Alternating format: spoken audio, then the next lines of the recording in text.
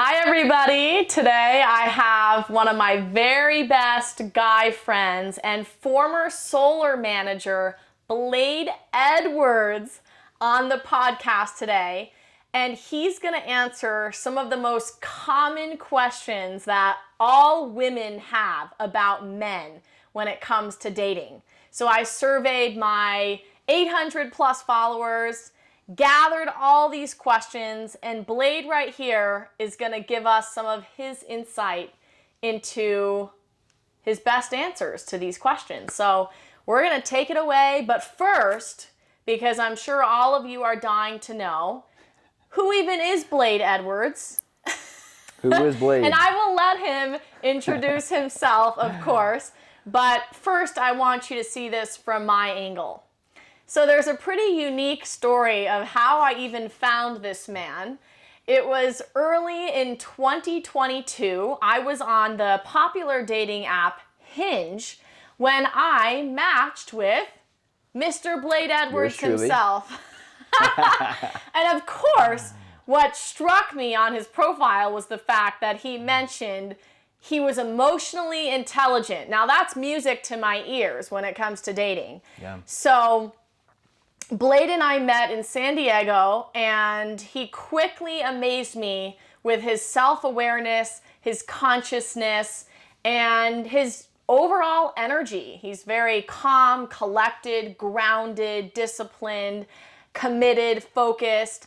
And it was so crazy because we hit it off right when we met, and it felt like I had known Blade my entire life. Seriously. Blade was out in San Diego managing a solar team for this company called Empower.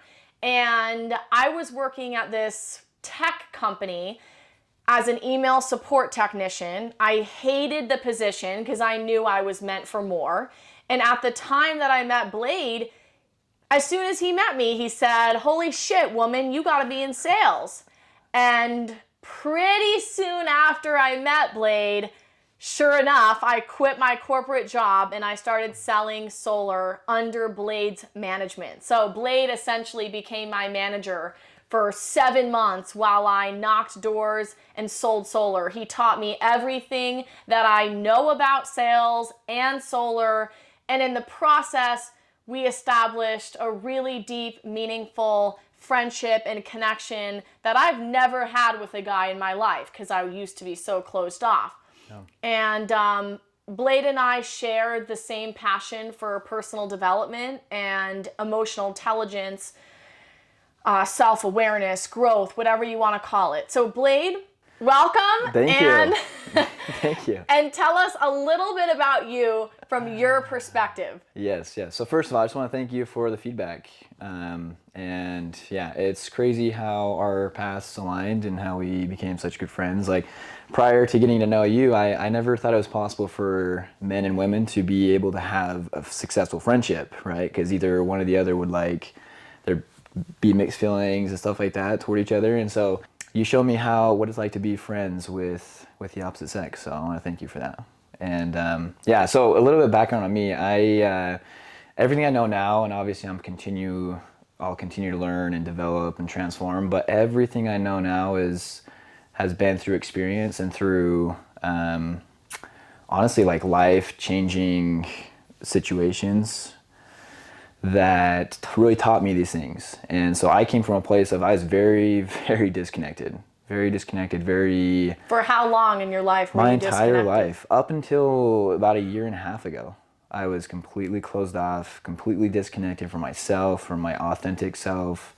You were surface level, right? Very surface level. I had friends that I thought I had a really good friendship with, and like once I come to find out like what a relationship is and like how to have a successful friendship, relationship, I'm learning that, holy cow, I have all these friends that I thought were friends, but all it was is just surface level conversations, you know?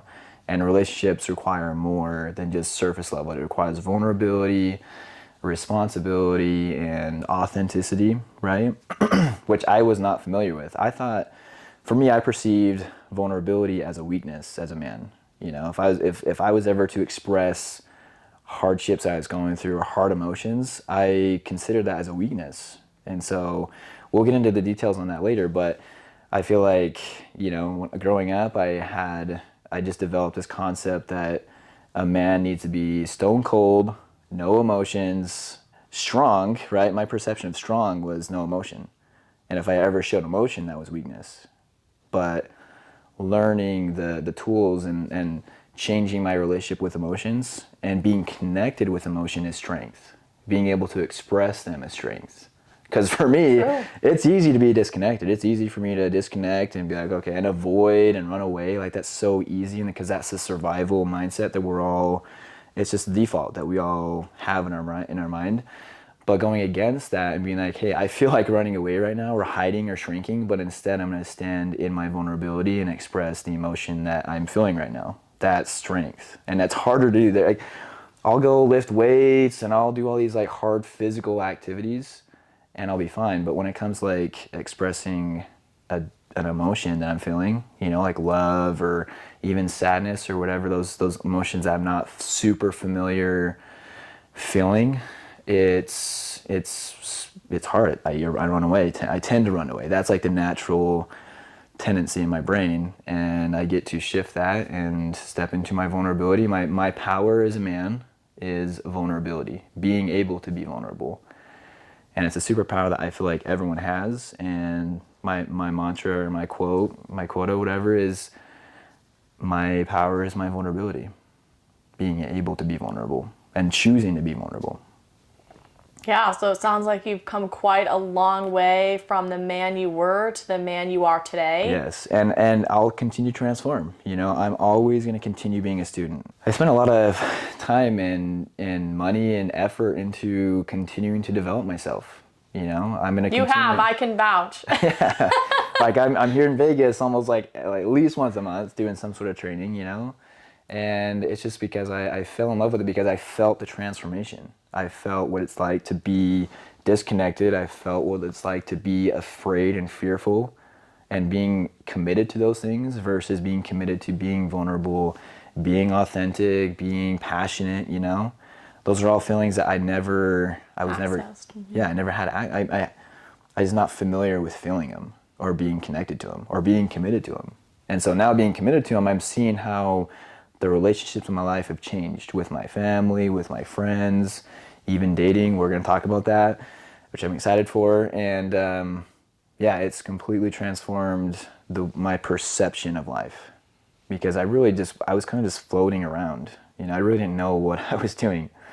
And in all my relationships, I was like, yeah, I think we're doing all right. I think this is what a relationship's supposed to be like, because we all have the perception of relationships based on experiences that we have in our past. Mm-hmm. As a child, how we see our parents' relationship, how we see our friends and their in marriages and things like that. And so it's all formed at such a young age. And we take that with us into our relationships, whether it's friendships or intimate relationships. And so, yeah, I'm excited to get started with this and offer as much value. I didn't just go through all my experiences and my heartbreak to thrive myself. I want to be able to share my value with people and what I've learned and Love it. Resonate with people. Well, let me just say, from a woman's perspective, the reason I felt like you were the perfect candidate to be on this episode, giving us women insight into men, is because you are a man who has values and morals that you actually live by. You're not just all talk. You walk the talk. You show up with integrity. I love how you respect women and you always speak highly of women, which is something not a lot of men do. Yeah. And you're grounded. You live a very intentional, purposeful life. I trust you with literally anything. And that's because of the way I see you live day to day. Yeah. You being my manager for 7 months, I think I know whether you are somebody that I can trust or not. Because I had to come to you with extreme vulnerability at many times of struggle. And the fact that I think you know me for like 3 weeks and you quit your full-time job to come work for me. And so I'm like, this woman really trusts me. Obviously, I trusted you that much, but I thought that was just like the amount of trust that you had in me. I was like, wow. I mean, that influenced the trust I have in myself, because I'm like, if this woman literally quits her job to come work a 1099, like independent contractor sales job, 100% commission, that's a lot of trust. Yeah, under your guidance. Under my guidance. It is really And so I felt crazy. that responsibility. I'm like, okay, this girl's like, I have responsibility for this woman. I need to make sure she like gets successful. So I'm glad that you got the value from what I was trying to provide to you, because I really was intentional with wanting to make sure you had the best experience possible. Yeah, I mean, just so everybody has a little bit of background, I was out knocking on random strangers' doors like every single day, week after week, month after month. I would get rejected all the time. I would set appointments and then they would cancel on me. I would panic about not knowing enough about solar before I'd go into homeowner's home. And like all these breakdowns I would have, I had to call you because you were my manager. Who else was I going to call? Who else to call, right? So it forced me to be vulnerable with a guy like all the time, which for me, that actually was never a strength of mine at all. Like, I couldn't just cry in front of guys. I couldn't just be like, I'm struggling and I need you to help me. But I like had to rely on you. And it showed me that I could trust men and that men could handle my emotionality and my own personal struggles. So you taught me a lot. Like, you really changed my perception of how guys are, and especially how I thought guys in their 20s are. Because you're 28. 28, yeah. When I met you, you were 27. But the point is, you're young. And I always thought guys in their 20s were just immature. Yeah. I met you, and you changed everything for me. Yeah, which I mean, you're not wrong when you say that. I mean, not every generalization. not every man in the 20s are immature, right? But that's typical, right? Yeah, and that's it's what typical. most people's experiences are. That's honestly, that's my experience with most men in their 20s. But age, like I said, it's cliche to say, but age is just a number. But sometimes you meet somebody that has been through a lot. I think that's what really determines age, or maturity, I should say, right? Is the amount of experience, the amount of heartbreak. Because heartbreak, I'll tell you that, it will teach you way more than like anything will, Being able to sit in that heartbreak. Oh gosh, don't tell me that. Yeah, like that's why every man that comes to me, every boy, young man, I love being around the younger generations, because I just felt like I wish I had somebody that could teach me, about vulnerability when I was younger. Yeah, when I was younger, that word was, my relationship with that word was so just skewed. Skewed and miscorrelated with what it actually means. And I just wish that somebody stepped in and was like, hey, this is the power of vulnerability, and this is what it can do for your life.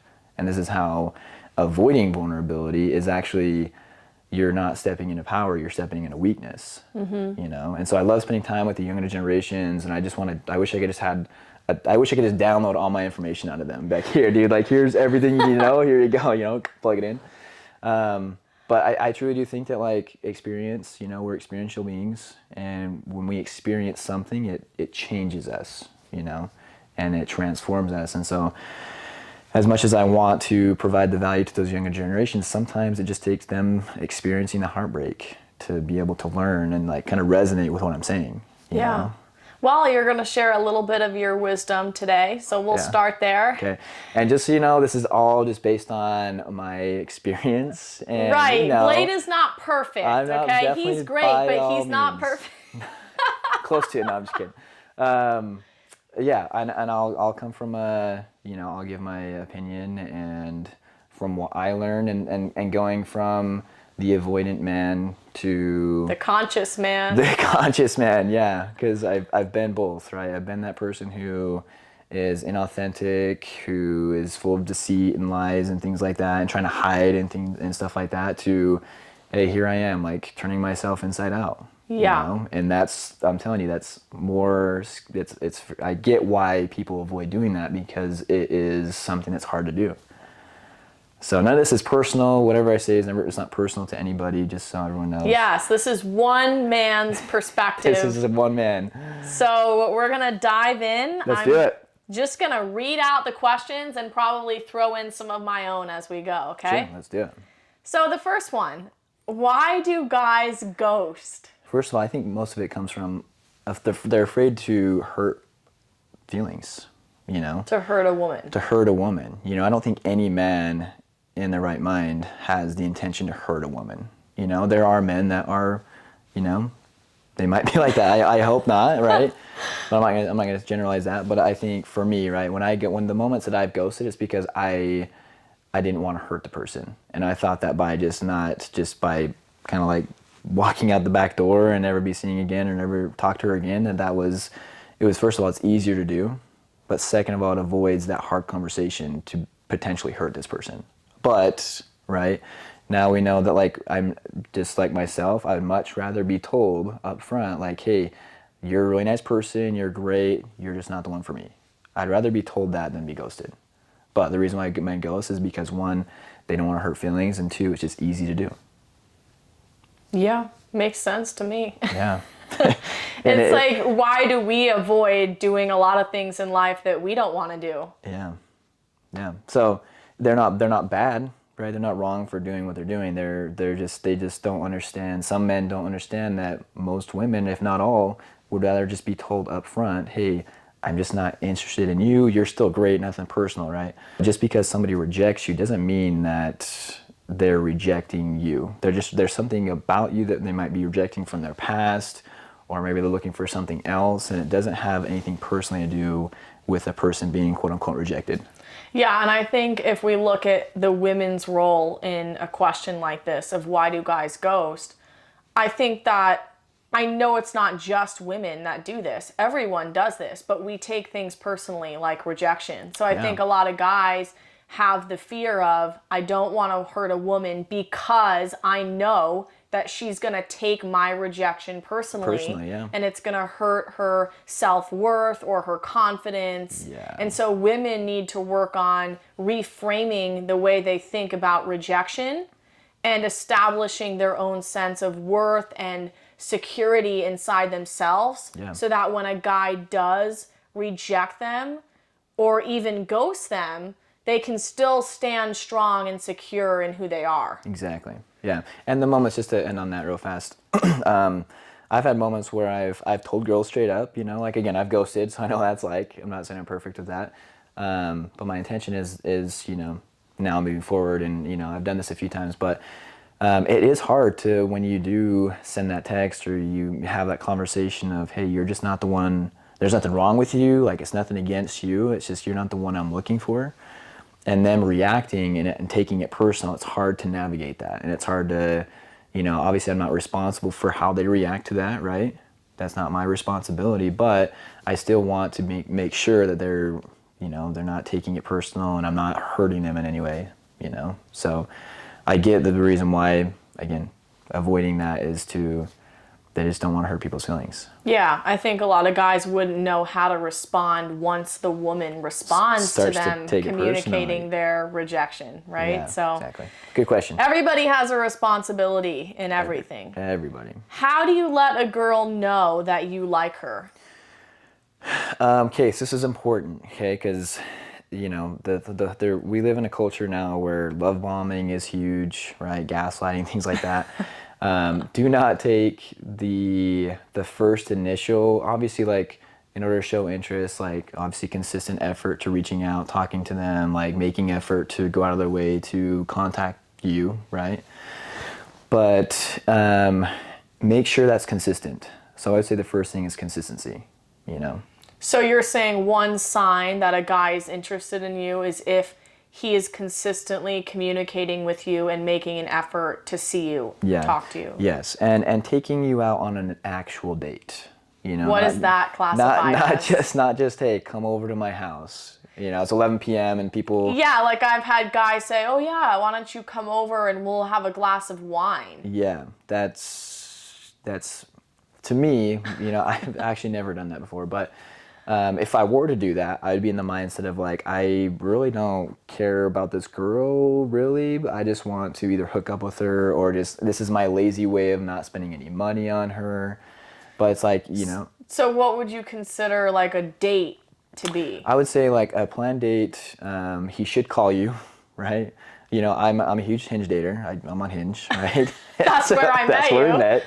And I always make an effort to, you know, after having a conversation, I get their number, I call them, and I ask them out, and I tell them exactly the day, the time, and where to meet. And That's hopefully, nice and also really rare, just so you know. yeah, and which is so sad that's rare. Especially if he asks to, you know, pick you up. I know that we're, you know, it's the internet and stuff like that, but he should be asking, hey, I always ask the question, I would prefer to pick you up, but I understand I'm a stranger. Yeah, So if you want I to meet wouldn't there, be okay with that the first time. And but again, I always want to make sure that hey, that's my intention. Like my intention is to pick you up. You know, I don't want to just have you drive 20 like minutes. it's a nice gesture. Yeah, and okay. yeah. So, that's what I'd say. is there any other signs for a girl to know that a guy is interested in them other than being communicative and taking initiative? Yeah, so being communicative, that means, you know, calling, texting, you know, being the one to make that conversation, right? Being the initiative on that. Planning dates, you know. I would say too, just like how involved he is, like with conversation, how present he is. Does he notice the little things? Does he compliment you on, you know, if you had your hair done, your nails done, your makeup done right? Does he like notice those things?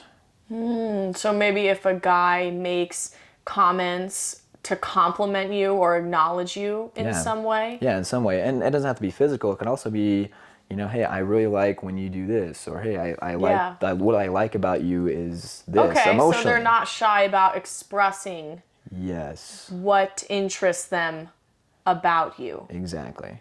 Okay, Yeah. so those three things you would say. I'd say those three things. Obviously, there's a list that we can make all day long, right? But I would say those are the top ones, and especially that date. The date one's very, very important. Like guys, you know, if they're interested, they would be, you know, they will be planning those dates, and they'll give you a time and a date and a specific place to meet and what the itinerary is Okay. for those dates. So if you see gaps in communication from a guy that you're interested in that maybe you've seen a couple times, is that kind of a sign that they might be losing interest if you don't really hear from them very often? Yeah. Or like you wait all day to hear from them and the next day they're like, oh, sorry, I just got really busy. Yeah. And then you start making up stories like, oh, well, he's just busy with his life, you know. Is that really just like a sign that he's probably lost interest? Even in my most busiest days, I'm talking like 7 a.m. to 10 p.m. days, you know, I will always find time to at least acknowledge the person I'm interested in some way. Okay, this is good for a girl to know. Yeah. If there is someone that you're interested in that you've seen a couple times that at some point expressed interest in you, but they have lacked in their communication with you, and even though they may lead a very busy life, you're saying it doesn't matter how busy a man is, he will always take a couple seconds to reach out if he's really interested in you. Yes, like literally, like you go to the bathroom, you're taking a piss for 30 seconds, like pull out your phone, be like, hey, I'm busy today, I will call you tonight, you know, or I'll call you tomorrow. So some as sort of women, like, we need to not make excuses for no men excuses, when it comes to this then. No, Okay. because if you don't, right, your standard should be high. And the moment that you start allowing men to get away with certain things that are not in your standard, then you're asking for what you're getting. Okay, that's good, because that's something I need to know for sure. Should the girl make the first move with the kiss? Now, I know some of these questions are going to be like person-to-person basis, right? Because all men are different. Some men are more laid back. They like to be pursued. Other men want to pursue. Yeah, so I'll come from the place of like the pursuer, because I am a pursuer. Okay. Right? If a woman makes a move on me, I think I want to be the one that makes the move. You know? That's just me. So it depends on the woman's essence. So like her energy, is she feminine? Is she masculine? And you know, if she's a feminine woman and she's like waiting for this guy to kiss her or make the move, and then she makes the move. All of a sudden, she's in her masculine and she's not in her feminine anymore, right? So what does that really mean, though, for people who have never heard about masculine and feminine energies? okay. Can you give us a quick synopsis of what, because a woman can have masculine energy For sure. and a man can have feminine energy. A lot sure. of people don't know that. So can you give us a quick little snippet of masculine and feminine energies? Yeah, I'll do my best to break it down. So, some traits or qualities of feminine energy when you're in your feminine is like go with the flow, right? Very nurturing, very accommodating, things like that. And then masculinity is more of like like very driven, takes initiative, makes moves, is very like doing. And then so doing is a masculine trait, and then being is all a feminine trait. So like being, being the pursue versus being doing the pursuing, right? Okay, so yeah, I've heard feminine energy is about letting things happen. Masculine energy is about making things receiving, happen. yeah.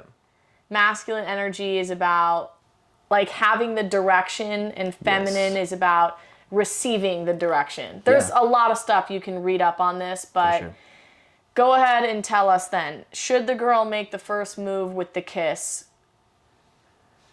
From a masculine side, man's perspective, no. No, and if she is, and whoever asked this question, I'm not sure, it doesn't matter, but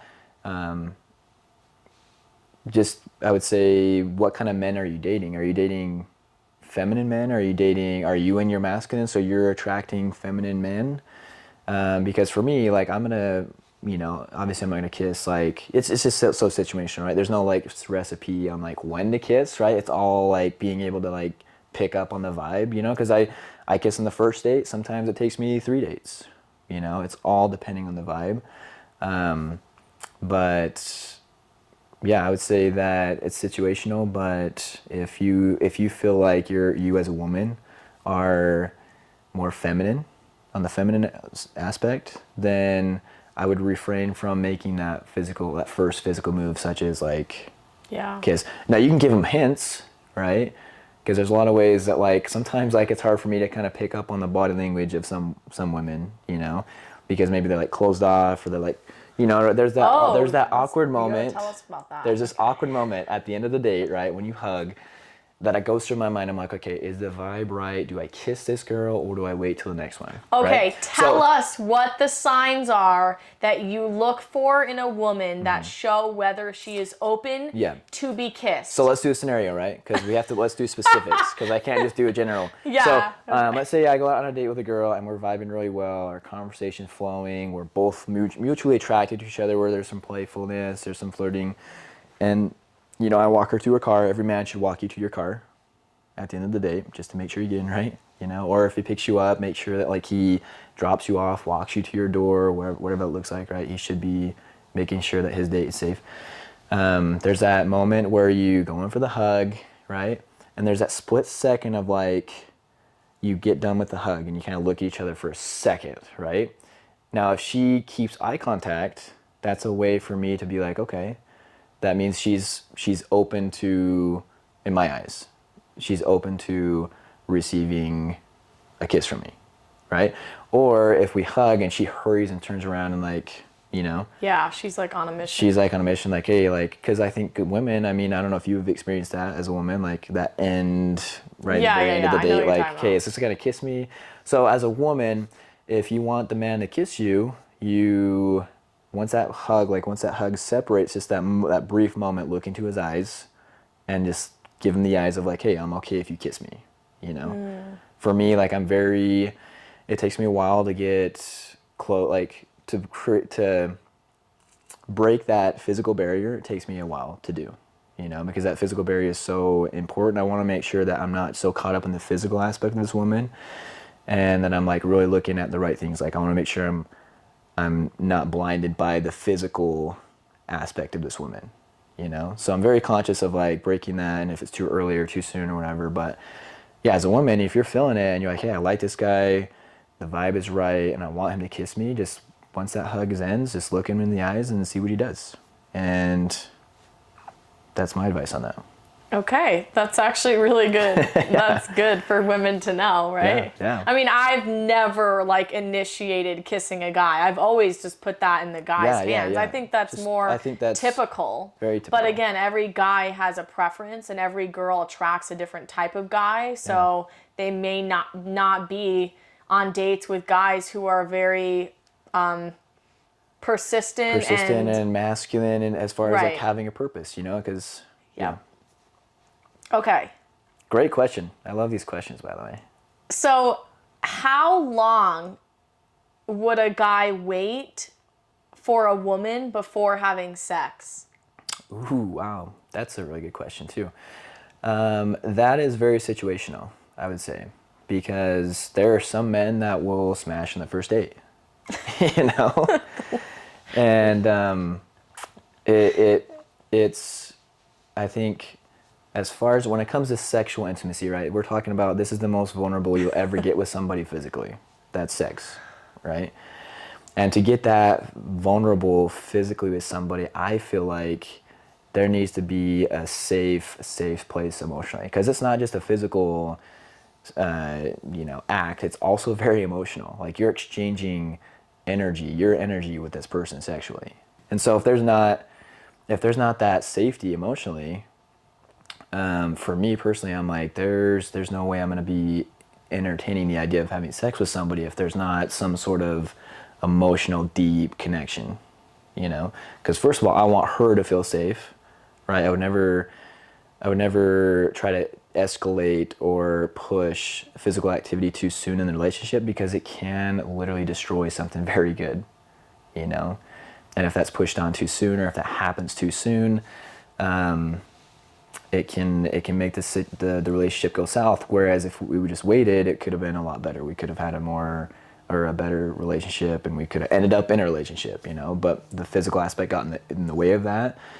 And so I would say it's a situational basis, but make sure there is emotional safety. Ask yourself before you perform this act with this person, like, do I feel safe with this person? Do I trust this person with my life? Because If that's how you view sex, because a lot of women and friends that I have, they don't really care. Yeah. And there's no right or wrong way for yeah. people to live their lives. I'm very different than other girls my age when it comes to that, but I think it also is one of those questions that kind of depends on the person you're seeing. How long will guys wait for you to have sex with them is probably going to vary guy to guy. There's some guys who won't respect your views on sex or the fact that you may want to wait. Yeah. And they may not be for you. There's some guys who will like really be interested in you enough to respect you so much and want to be with you maybe more long term that they're willing to do whatever it takes to make you feel comfortable enough for that to happen, you know? Yeah, 100%. You're right. I think most people, everyone's opinion or everyone's perspective on sex is different. That's my opinion. I feel like it's something that shouldn't be rushed into, and it's something that should be a conscious act that should, be in agreements with both people in the relationship, because it requires both people, and it is a big step to take, in my opinion, right? I think it's a very big step to take, and that needs to be discussed and talked about, and making sure that both people feel safe and secure. Yeah, and I know when I asked our friend Canyon, well, your nephew, My nephew, yeah. what his answer to this question would be, he said that if a woman makes a point of wanting to have sex on the first or second date, that he loses interest because he wants a woman to make him earn having sex with her. Yeah. I think it's like a respect thing. Yeah, So totally. No, that makes total sense. And I think, again, everyone's intention is different. If you're trying to build a relationship with somebody, I do feel like, and I'll stand by this for the rest of my life, I do feel like as you can F around and like have sex, one night stands, whatever, if that's what you're looking for. You're looking for a one night stand. You're not looking for a relationship. But if you are looking for a relationship, and I will stand by this for the rest of my life, I would say the longer the better. And I mean, obviously now you're not waiting till, forever, right? But there shouldn't be any rush to that. It should be a conversation that needs to be taking all things in consideration, because it is a big step. when you're building a relationship with somebody. Once you get your romantic feelings involved and the physical activity, because it is a very emotional thing, it can make things feel more sensitive, and people, the emotions in the relationship will get heightened because of that. So that's what I'd say. Okay. What's the most common topic of conversation between men when they hang out together? Okay, so I will say this: it's not what you guys think. It's not. Okay, actually, I would say that because I feel like from my experience, I feel like most women think that all we do is get together and we just talk about women all day long. Like, oh, dude, like, Yeah, like we're who effing this you girl, slept with, like, who we slept who with, you hooked up with. you hooked up with this girl. This is what happened. Whereas I'm like hearing all these women women talk, and they're more detailed with their men and their relationships and their sexual experiences than we are as men. Like, what I talk about in my conversations, and again, my friend group might be different than other men. Like, it's Most likely, yeah. Group to group. I talk about, hey, like, what's our vision? What are we gonna do? Like, how are we gonna create value in the world? How are we gonna like elevate yes, ourselves? But also don't bullshit I'm not gonna bullshit you. because you guys do talk about women and all look at these baddies on Hinge. We do, yeah. Blah blah blah. So yeah, there is that conversation of like, oh, dude, look how hot this girl is, dude. Like, yeah, dude, she's hot, you know.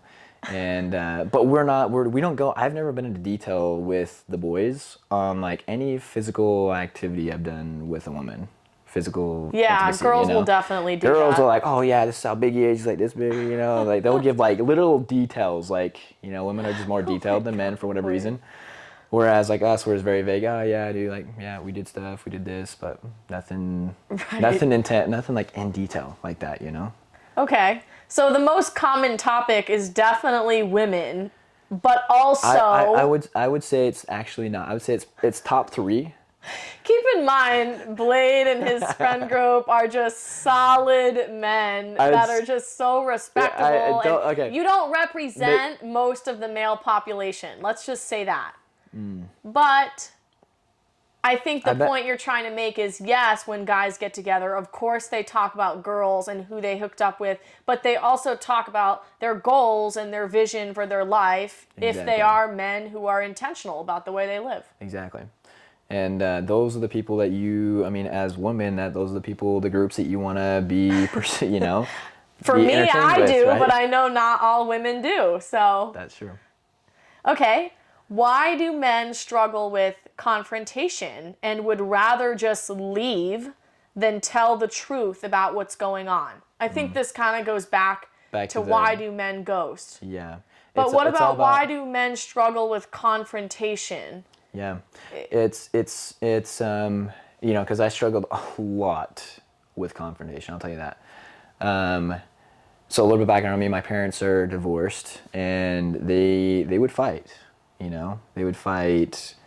When you were a kid. When I was a kid, and before their divorce, they would come home in the middle of the night. I grew up in Delta, Utah. There was a bar there. And they would go out and drink, and they'd come home, and they would just fight like cats and dogs, you know.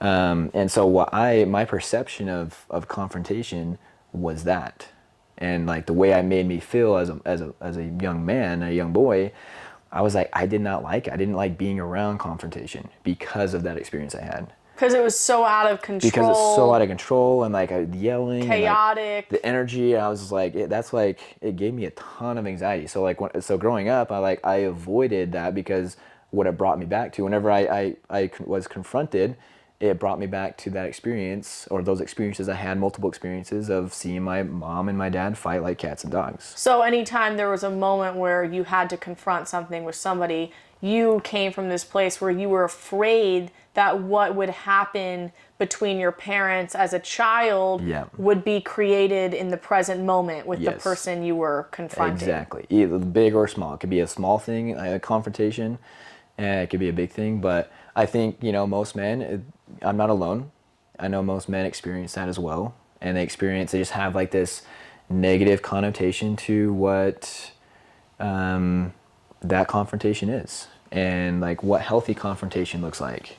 So this is the type of question that can also vary from person to person, because what you're saying is a lot of people may have had really adverse experiences going way back to their childhood of moments of confrontation where it was very traumatic for them. And they associate those memories with the present moment. Yeah. So that could be the case for some men and women. For sure. And maybe if not that, then what do you think about maybe a fear that men have that they could be misunderstood? Is that a thing? Misunderstood. Because men and women communicate so differently. So yeah, I think it comes down, like the whole negative connotation toward what confrontation looks like. And, but I think it's just easier to avoid it altogether, not having those hard conversations. But again, we know, at least I know, and one of my experience has been, is that you cannot have a successful, intimate, emotional relationship without hard conversations. So if you're looking for a relationship, expect to have hard conversations. You can't avoid it. The only way around is through, right? And so I think that's something that us as men get to own and we get to take ownership of. And women, because a lot of women don't like confrontation either. It goes both ways. It could go both ways, but the question is toward men, so that's why I'm talking more toward men. But we get to, as a man, myself, I get to create that space I get to be able to create a space for me and my future spouse or relationship to be able to have confrontation, and knowing that, hey, I understand when I date you and as we continue to get to know each other, we're going to have hard conversations. You're going to disagree with me. I'm going to disagree with you. That's fine. But let's make sure there's a space that that's my responsibility, when I'm in a relationship, I'm responsible for this relationship 100%, right? I'm going to create a space for us to be able to sit down on a couch or whatever it looks like and be like, okay, let's have this conversation. Let's have this hard conversation. So that's something that women and men should look for in one another is communication skills. Of course, like I believe every human needs to master communication because I think it's really important for me to be with somebody who's willing to confront the hardest things, because how are you ever going to work through something as a couple if one person is unwilling to look at what's not working? Yeah.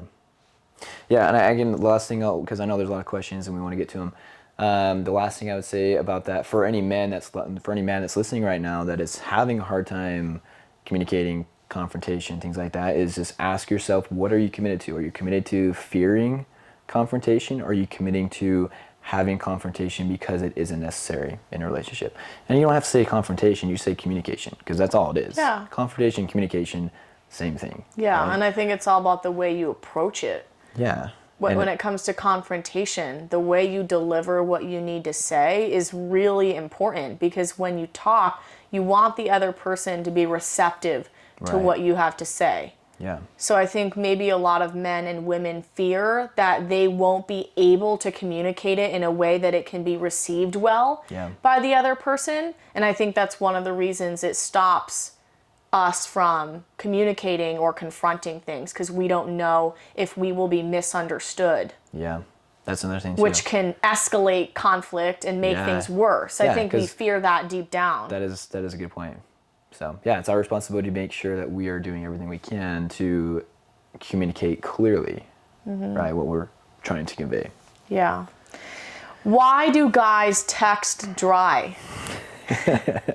That's a good question. I think, I don't know, for anyone who's texted me, I feel like I try to use emojis because I feel like text can be very dry, like how do you put personality in text, right?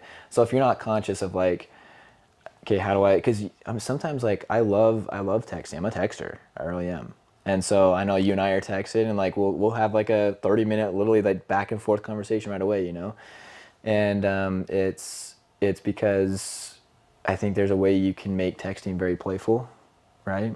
But you have to be aware of it. But why do they text dry? Well, there's two things. Okay. I would say one, I've met a lot of men who are one way in person. They're super energetic in person. They high energy, right? But then their texting is just whoa, dude, you're boring, you're vague, whatever. Yeah. There's those people out there. So I would say, are they different in person than they are in text? Get to know them in person. Don't take the texting face value. And if you do see that difference, just communicate that and be like, hey, look, your texts are dry, you know? Yeah, so I love when guys are playful and flirtatious and they keep things exciting on text. There's nothing I hate more than somebody just being like, how was your day? What are you up to? Like, I would rather just talk to you in person and just not text you at all if that's how you're going to text. Yeah. Have fun. Like, I don't know. I feel like texting is a good time to be playful and keep things light. Yeah. And then when you're in person, you can kind of dive deeper in. Yeah. So one, I mean, there could be a potential where he just doesn't have a personality, you know? That could be one thing. For me, I show my personality all the time. Like, whether I'm in person, I'm going to show my personality. Whether I'm, like, texting, like, I'm going to show my personality either way. There's some guys that know how to show their personality in person and don't know how to show it in text. Do you think that some guys might have a story that they tell themselves, like, oh, she probably doesn't want to be bothered or something. So they just try to keep things like minimal, light. That is definitely an inner conversation. Like, I don't want to bother this person. I don't want to be too much. I don't want to send too much, because there are people out there on TikTok and YouTube videos that say, hey, don't send like long texts. Like, don't like send very like one word answers, like show very minimal interest in women, you know? And it's because, like, you know, it's the game, right? And everyone talks about it, but there's some things I agree with, but I also think there's a lot of things that I disagree with. And I think for whatever reason, and I hate that this is a true like statement for in a lot of scenarios and cases, not in all, but the person who has the power in the relationship, it lies within the person who cares less. Who what? Right? Carries less? Who cares less. Oh, cares less. Yeah. So let's say... So say that statement again. So for example, I'm in a relationship with somebody. Whoever cares less has the power in the relationship, because if I'm the one that's more invested, that means I have more to lose. And then that person, if they're not invested or they don't care as much as I do, then at any moment they can walk away, and that's going to leave me like an emotional roller coaster, right? And they don't really care. And if I walk away, they're not going to care either way. So it's like, I feel like it's when people show a lot of interest and they pull away, that's why people it leaves people like discombobulated emotionally, because it's like, wow, like, what's going on? This person literally just like disappeared for 3 days, and I feel this way, and I felt like I got so invested and I care so much about this person and I want them, and like the natural tendency is to like text them and blow up their phone and be like, hey, I want to talk, like, let's talk, let's get through this, you know? And so again, it's all part of the game, and I feel like the game works for people who haven't done, I want to be careful how I say this, but haven't done like the emotional work, you know, because for me, I can see right through girls that play games. I don't play games, you know, at least I'm not consciously trying to, right? Whereas I feel like a lot of people they know the game and they know how to play it, and it works for people who have some sort of insecurity within themselves and they need that relationship to get fulfillment out of. And so that's why they care so much and are invested so much. So why do guys text dry? Maybe they're worried about going too overboard with the woman, bothering her, not giving it their all. Yeah. Maybe they actually trying to show like less interest. Like, hey, I'm not really interested in you, even though I am, but I'm gonna pretend like I'm not by texting you dry texts. Okay. Yeah, that's the thing. Them just simply not having a personality, like, what are they like in person? Are they the same in person as they are on text? And the other one was what? I think that's all of them. Maybe they just actually don't know how to flirt or be playful, or... Yeah, maybe they just maybe, the other one was they're very energetic and playful in person, but on text they haven't really figured out how to do that yet in text. Okay. So who knows? Yeah.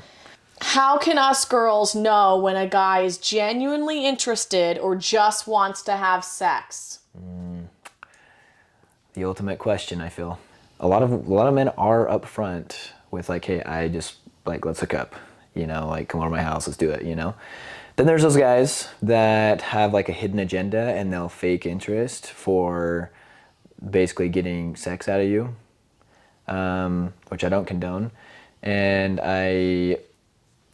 I think consistency, and basically what we talked about in the I can't remember which question it was, but like, does he take you on dates? Does he show genuine interest in how, like, in what you like to do in your life? And is he constantly involved in that? Is he, does he do little things that, if you tell him, hey, my favorite color is this, or I love these flowers, does he get you those kind of flowers? Is he like paying attention to those little things? Because one thing I will say is that when inauthentic communication there's flaws in it, because it's inauthentic, or eventually it will come out somehow, right?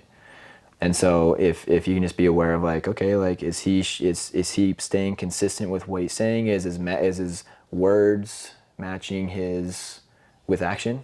Like, all those things I feel like will truly bring out what the true intention is in a man. So are you saying that one way to tell whether a guy just wants to have sex with you is by looking at his actions and looking at how consistent he is with spending time with you, how he chooses to spend his time with you? Like, Yeah.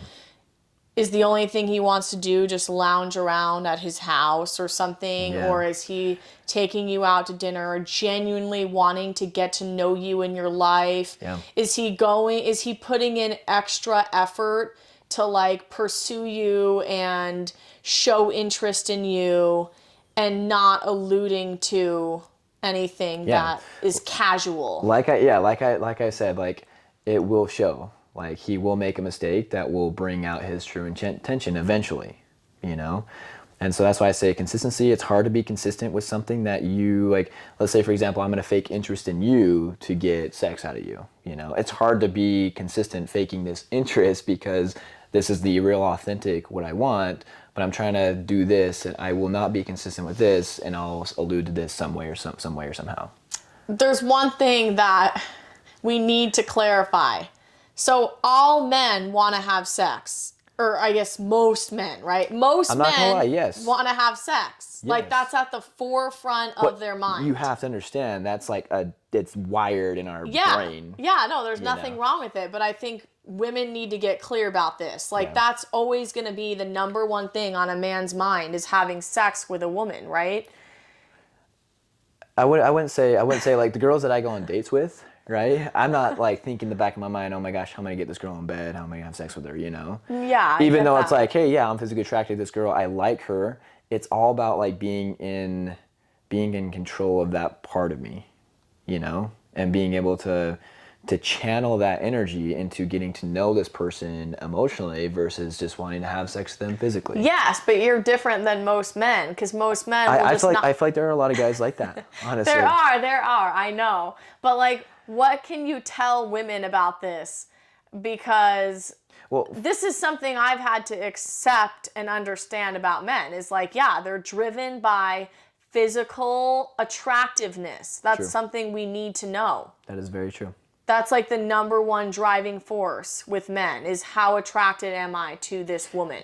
I'll say it like this: the importance to a man as far as attractiveness goes is way higher than the importance from the female's aspect, right? It's still important because you need both emotional and physical connection to have a great relationship. You don't want to be unattracted to your partner physically, right?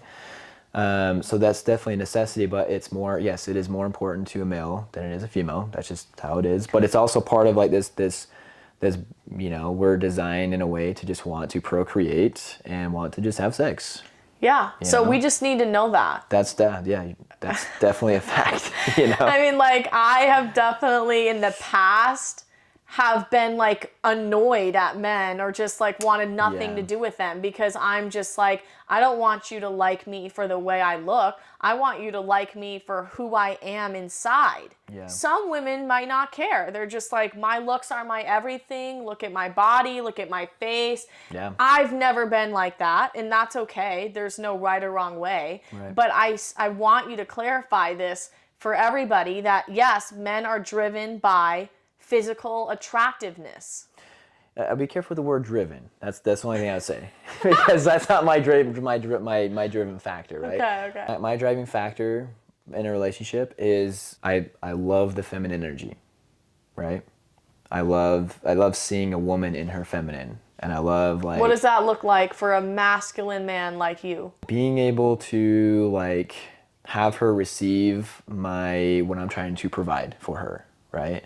And like taking her out and like not spoiling her, but like just showing her like, hey, this is like taking you on a nice date. This is my appreciation toward you. I want to show you how much I care about you, and like having her receive that, and like having her just like be in her feminine. You know, it's just it's an energy more than anything. It's not like something that they do It's like a necessarily. flowing, It's just like, receptive. yeah, they just see like this. They give off receiving. an energy. Yeah, it's like an energy that they give off of. And I can't like. It's hard to put that into a context of what it's like, but just like when they're receiving your love, you know, and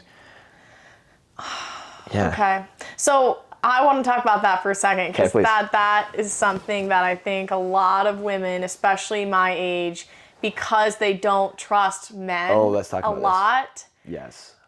It's hard, I think, for women to let their guard down, to let a man in where a man can like provide, even if it's just provide like a safe space or protection, or I don't even know, because I feel like I have trouble even knowing what I would receive from a man. But there's a lot of women who say, and I'm one of them, I don't need a man. Like, I don't need anybody to give me anything.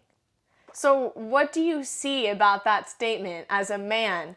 Is there something you see in there that has some kind of vulnerability in it, or protective nature? Yeah. Like, women who just feel like they can hold their own and they may consider themselves to be independent. What would you tell women who really believe that? I think a lot of women don't allow a man to pursue her because she has that mindset of like, I am okay the way I am. I don't need you. I don't need you. Yeah, but why do you think that we say that? I would ask the question, where's that coming from? When people say that, you know, is that coming from a place of like I want to be independent? Like, does that have anything geared toward the masculine energy because you have been hurt in the past? Most of the time that's the case. Or they just haven't met a man yet, and their experiences of the masculinity is not masculinity, and they're disconnected from their masculinity, right? And so like, well, what the frick? Why would I want to date a man if all my experiences have been the same? They're not connected, they're not showing this, they're not pursuing, they're not providing, they're not masculine men. So hell, I'll just step into my masculinity and I'll just pretend like I don't need anybody, you know? I truly feel like, and I might get, you know, like blasted for this. So you think I'm pretending, huh? I think that, no, I don't think you're pretending. I think that you haven't met somebody with the energy that is fit for you on the spectrum, that will naturally open you up. Because again, it should be something that happens naturally. Okay, that response makes sense. And maybe women like me believe that there is there's no guy that can provide something that we need. Like, I think I didn't even know that I needed anything. I still have trouble thinking if I need anything from anyone. Yeah. And I think a lot of women might relate to me. I had to figure out if I needed something in my life, like energetically, what would it be? I think for me, it would be adventure and risk and fun and spontaneity. For other people, it may be different, right? Like for other women, maybe they want somebody that's going to come in and give them guidance or clarity or protection. I don't know what other women want. Yeah. But I think when women say like, oh, I'm so independent, I don't need anything, nobody needs to give me anything, these are all my own thoughts, that maybe it's because we don't believe it's even possible that somebody could bring something different to the table in our lives. And also, maybe we don't think it would be safe to receive that from someone. Yeah. Because what if they, like, I don't know, what if they just let us down, or I don't know. Yeah. My right thought always goes back to everything is just one big waste of time. So what do you say to the women who say dating is just a waste of time? Talking to guys, it's all just a big waste. Yeah. I say it all the time. So coach me. I will coach you. I would love to coach you on this because I love this stuff. Because I hear people, I mean, here's the thing, like I've said this before. I've said that dating is like a waste of time. I've said that before to you, right? I'm like, why am I even dating? Like I go on all these dates and I've been on a lot of dates, you know?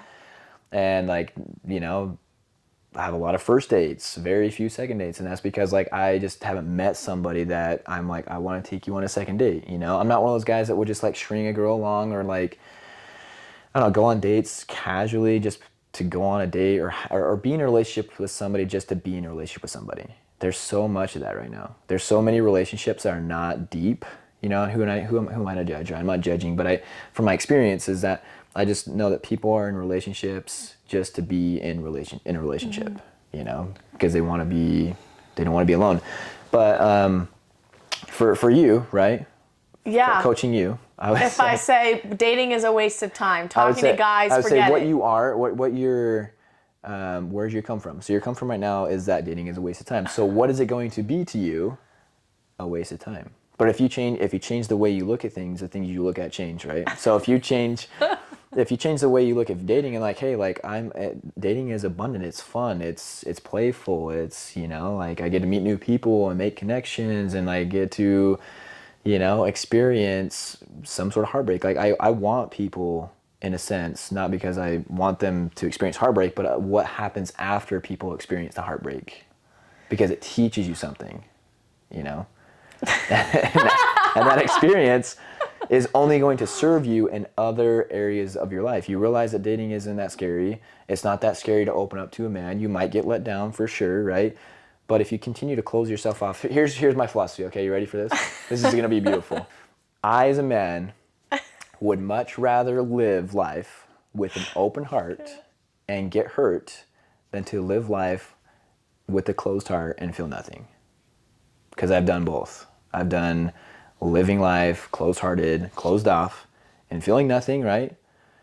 And the amount of pain I felt with a closed off heart and just like the lostness and like the disconnect versus just being so open and just risking, you know, like being open and vulnerable and getting hurt like that because that pain represents something. You know, when you get hurt, it represents something in you that you care about. You know, like if you're in a relationship and you break up, the pain you feel represents like the loss of somebody that you care about. You know, otherwise, if you broke up, you didn't care about this person, you wouldn't feel pain. You'd be like, okay, whatever, you know.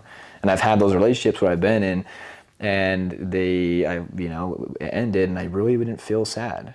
And it's like, what the purpose of life? What is the purpose of life if you're not feeling the heartbreak?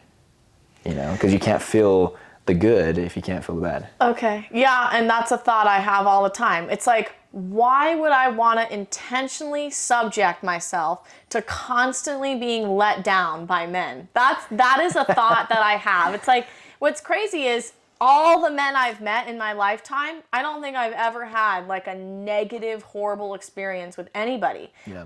Every one of them, for the most part, has been enjoyable and fun and have taught me things. And I don't regret any of my experiences with any guys. Yeah. But then why do I always go back to a thought of, why should I just subject myself to being let down, to not having things go my way, to just wasting my time? Yeah. I have to tell myself that there's just no way around it, kind of. Like, of course I'm going to get let down over and over again, and things are not always going to go my way. Yeah. But this is probably what a lot of women are thinking. Yeah. Like, just why bother? You know, my life is great. I don't experience a lot of pain day to day because I don't really date, and I don't... Yeah. I don't really go pedal to the metal, meeting guys and intentionally putting myself in experiences to get my heart broken. No, but maybe I should just freaking do that. Yeah. Like what what do you suggest? I say, hey, look, like it depends on what you want, right? If you are looking for somebody to share your life with, not because I don't think you should ever look for a man to fix something in your life, or if you, it's okay to feel independent as a woman, but want to share that with a man, right? That's different. Like, hey, I don't need any man. I don't need anybody. I'm fine, you know? Because one thing we all have in common as males and females is a place to feel like we fit in, or a place to feel like we are desired. Well, we're wired for connection. Yeah, we're wired for a connection. And so, and there's not like, to me, I feel like there's no amount of ecstasy that you can feel when you're in a relationship with somebody that you are just on the same wavelength, you know, and that connection. And experiencing that is so, it's ecstasy. It really is. Okay, so I think another problem that women have, and maybe men, is it just doesn't even seem believable. Like, there's a lot of thoughts that I have sometimes that it's just not possible. So why bother? And I think that's where the whole belief of I don't need to be wasting my time on dating comes from. Because of course, I'm not going to want to waste my time dating if I genuinely believe that meeting somebody that could be so great and enriching in my life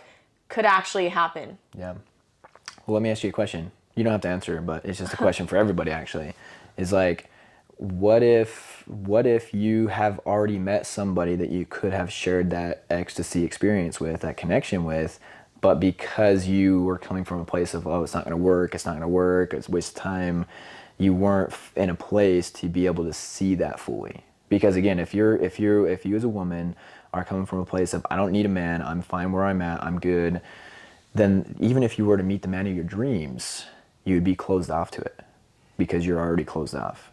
Now, coming from a place of, hey, I'm independent now and I'm fine now, but I want to seek and look for somebody to share this with, that's different, right? But the mindset to be completely closed off, like, I don't need a man right now. Like, I just don't. You know, even if you were to meet the man that would literally just make you bloom and blossom into your feminine, you wouldn't recognize it because you're not in a place to even receive that. Mm-hmm. So again, you can still be independent. Women can definitely be independent. And as a matter of fact, I prefer that. I'm attracted to women who are independent, you know? And it's about them. Are they willing to receive my direction and my leadership into their life and be okay with that, you know? Because when I come into a relationship, I'm gonna be a leader, and I'm sure I'm gonna F up a few times, and I don't know what the hell I'm doing a lot of the times, which is fine, but I at least I have a direction. I'm like, hey, let's go this way, and if there's something that tells me to turn around and do something else, I'll do it. I don't know, it's not coming from like a prideful aspect, but it's just like, hey, I want to come into somebody's life and be able to take us to an elevated level, you know? Okay, so a lot of people see that I'm an independent, secure woman. I mean, who knows what people's perception is of me, really. Right. But I see myself that way, I would say. I don't look to men to validate who I am or to fill something inside me that I don't have. I believe I have everything within me, and that also holds me back a lot because I don't see a need to have a man in my life. Now I am starting to understand why it could be good, okay? Good. But I'm just saying, generally, what do you, like, from a man's perspective, and I know it's going to be different for everybody, but what is it about a woman who's independent or secure in themselves that may not be attractive to them? Like, what is it about that? Why is it that a lot of men are not, I mean, of course, for every girl, not every man's going to be attracted to you. But in my situation, you know me. You see my independent nature or how seemingly confident I am or whatever words you want to use. Yeah. How do you think how do you think guys might perceive me? The way I showed up to you when I first met you on Hinge is authentic. Yeah. So what were your impressions of me knowing that people see me as an independent woman? Yeah. My experience of you going on the date was, I could tell you were very masculine. Okay. Right? And there's nothing wrong with that, right? How does that look? How did you see that in me? I saw that in you because, your energy. It's not something that you did, or I can't give you like a specific example of like what that was like, but just the energy you gave off of is like, hey, like I'm going after my dreams. I'm doing this with my life. I'm doing this with my life, which is great. But I feel like, me, I want, or I guess for me, I look more for like a woman who does that as well, but also is open to receiving. I know you have a hard time receiving, Okay. right? You And think from my experience. Oh, okay. Yeah. Again, Well, I don't know. I need to know That from was an my outside experience. perspective. Yeah, that's my experience. Is that even if I were to want to provide you, like, hey, look, like, I'll do this for you. I'll do this for you. I'm gonna do this, and I feel like, no, I'll do this. I'm gonna do this. I feel like we would, romantically, our energy would collide a lot of times because you'd want to do it one way and I want to do it the other way. And one of us has to give in, right? And I'm pretty strong-willed, and you are too. And I feel like we just go back and forth. How can you tell that you're saying that you perceive me as being someone who has difficulty receiving? How do you see that? Come on, you were my manager for 7 months. How can a woman tell if she has trouble receiving? I haven't. This doesn't have to do with this is No, actually tell me. super funny, actually. Be honest. This has nothing to do with you receiving, but for example, when we're driving and you're like directing, you're like, hey, Blake, you gotta go this way. What are you doing, Blake? We gotta go this way. And I'm like, I'm already turning. You're like, no, Blake, we gotta go this way. And I'm like, I got it, okay? You got us lost. And so you like you want to be in control of things, and which is fine. Okay. There's nothing wrong with that. Okay, so you're saying that one way you can tell if a woman has difficulty receiving is needing to be in control. Needing to be in control. So you 100%. see me as somebody who needs to be in control. Yeah. Essentially. Yeah, and there's nothing wrong with that. No, and I don't think there's anything wrong with it. Yeah. But I'm asking you because I want women to know. Let me ask you this, okay? Because again, there's wounded feminine, there's wounded masculine. Is that being in control coming from a place of like trauma, or is that just naturally authentic? It's either it's authentic energy to masculine. It's like, hey, so there's women that are just authentically masculine, which is totally fine, right? There's also women that are stepping into their masculine energy because they've been hurt and they had to do it to help themselves survive a lot of things that they went through that were hard. And it just creates this kind of what you're talking about, where it's like you're attracting these men that don't know what they're doing, or they don't have like a goal or a vision or direction in life.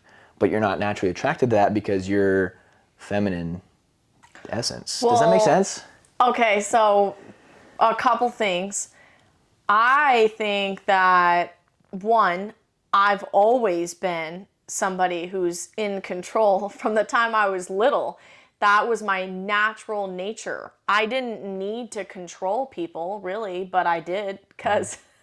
I don't know why, that's how I've always been. Yeah. But I think what's made it worse is the jobs that I've had in my life have made me need to be someone who's in control all the time. Yeah. So even when I was a kid, like I started my own little business and I was running my own show. I had to be in control. I had to create and charge people and figure out what I was going to do. But then as I got older and I became a personal assistant, I had to literally be in control of people's lives. I still do. Yeah. So to manage somebody's life, you need to be on top of your shit. So maybe I have a problem with not letting go of control in other aspects of my life where control is not something that needs to be so prevalent, or where control is something that could really hold me back. Yeah. And it is. Yeah. Like being in control is definitely the number one thing that holds me back in intimate relationships. I know that. That's why I want you to tell me, because I want other women to see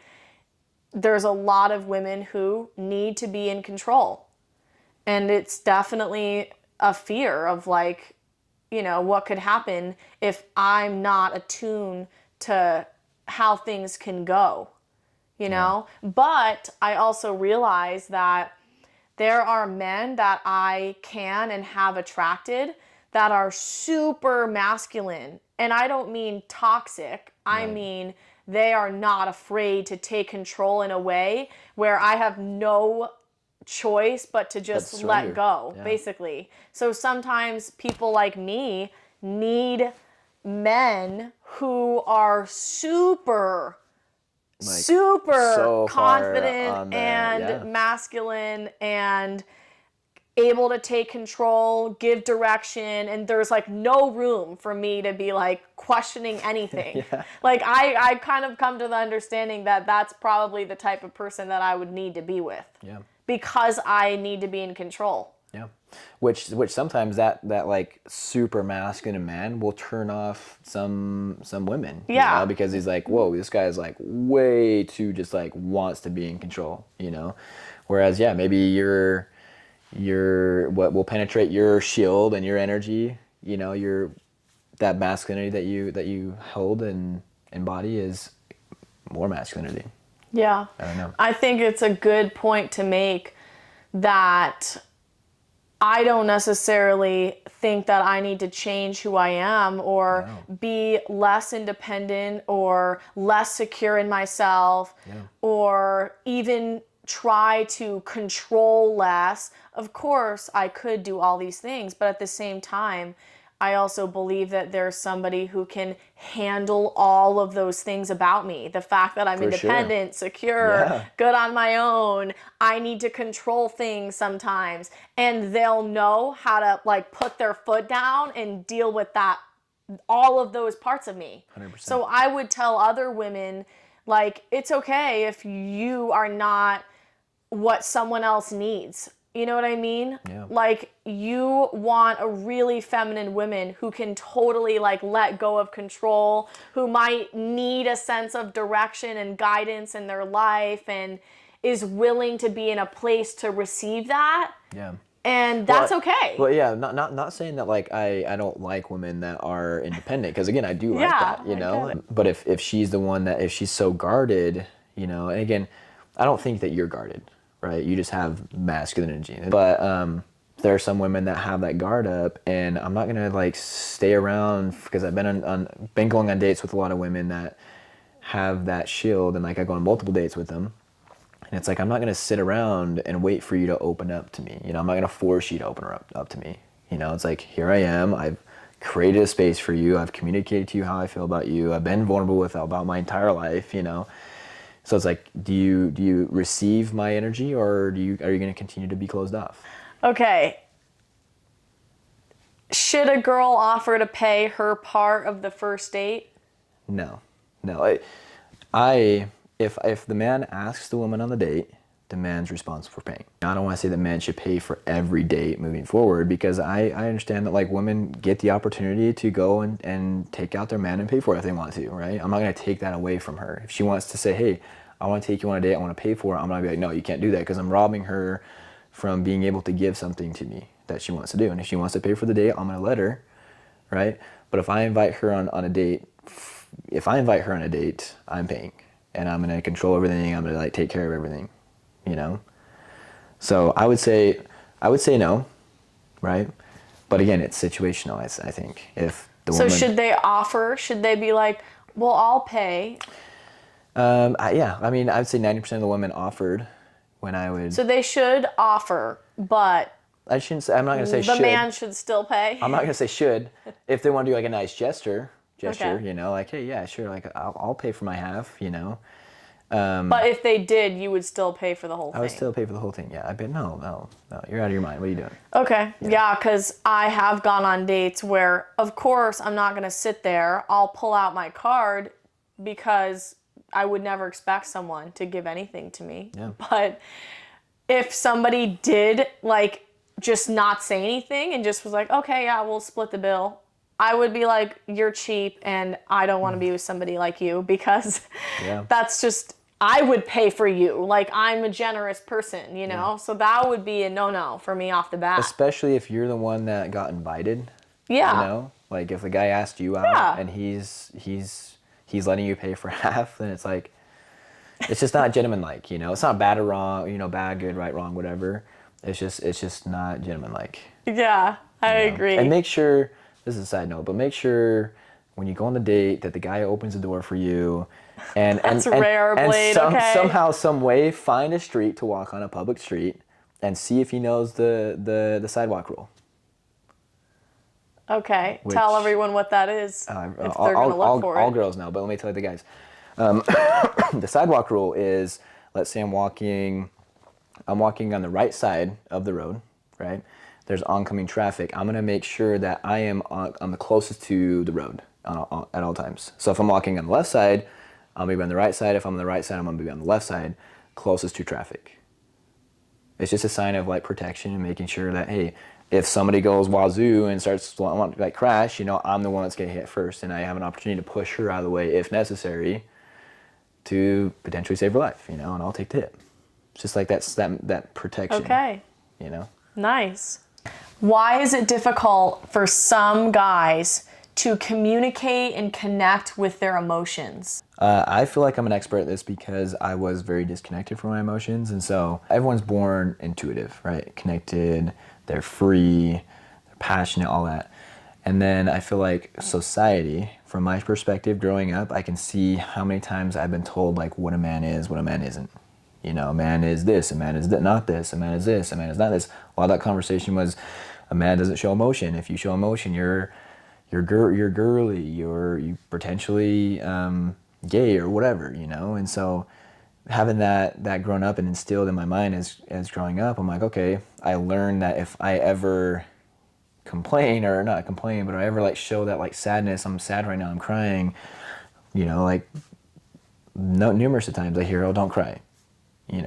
Crying's for women, crying's for this, crying's for that. And so for me, just growing up, I'm like, okay, if I have these emotions, then if I feel like crying, I'm going to suppress that, because what does a man do? He doesn't cry, And so I just feel like a lot of that stems from like the society's portrayal of what a man is. And it's definitely been so detrimental for me personally in my life because I grew up so disconnected. And again, I'm responsible for that. I'm not saying that's society. I'm not blaming them, right?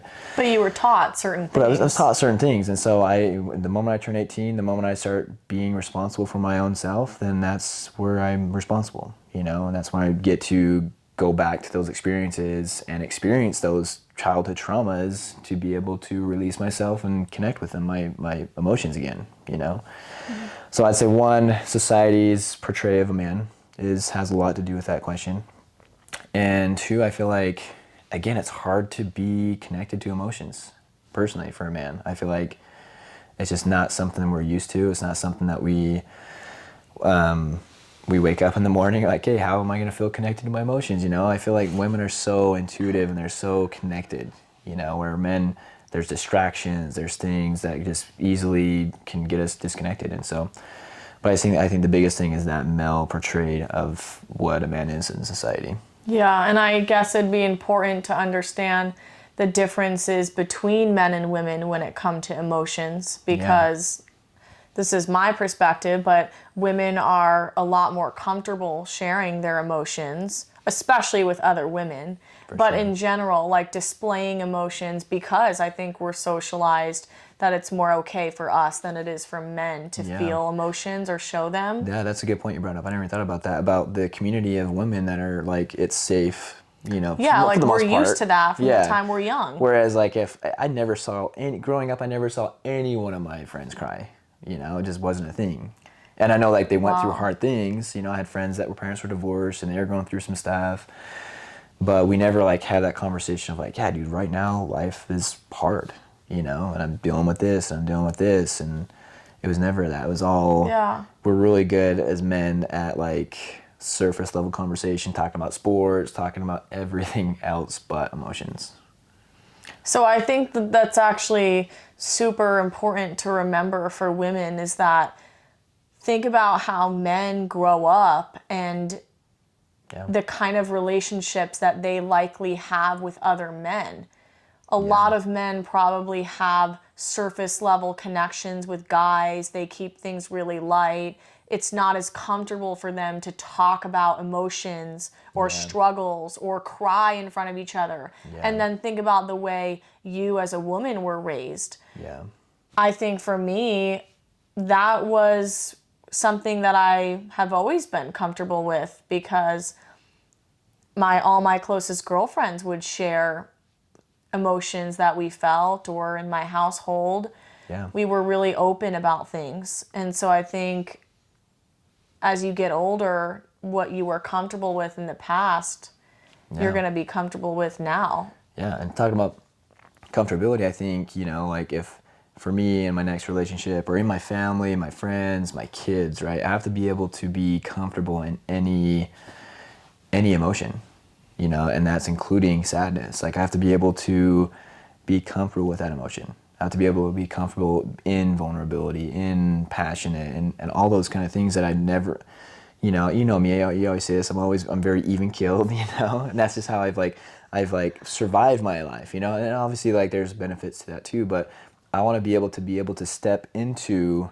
any sort of emotion depending on the situation. Like I don't want to be just confided into like this little box of like, hey, I only experience these emotions, I only express these emotions, and then all these other ones, like I don't, like I want to be able to express any emotion I want to given the situation, especially when it comes to raising kids and being able to communicate with them and showing them by example.